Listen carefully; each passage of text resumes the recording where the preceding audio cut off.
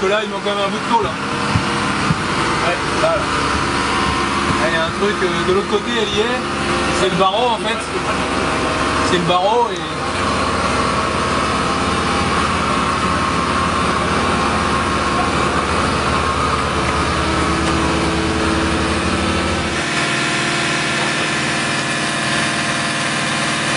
Voilà, on vient de sortir le bateau de l'eau, donc on voit bien, là c'est le fond de la coque, on voit bien que toute la partie qui doit descendre en bas, donc toute la partie voile de quille, toute la quille, a été sectionnée, donc bien cassée au ras en dessous de la coque.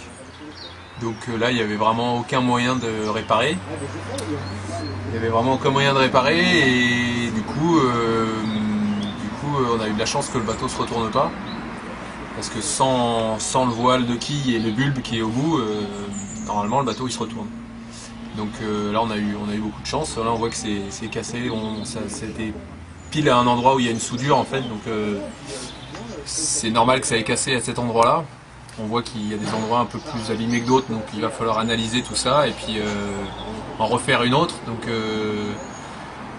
là le bateau est sorti de l'eau, donc on va pouvoir remettre tout ça en route et puis en fonction des délais de chacun, des devis de chacun pour savoir combien ça va coûter et le temps que ça va prendre à réparer, on va mettre tout en route pour être prêt pour être au départ de la Solidaire du Chocolat le 11 mars à Saint-Nazaire avec une nouvelle quille et puis le même bateau qui finalement est prêt à repartir à part la quille.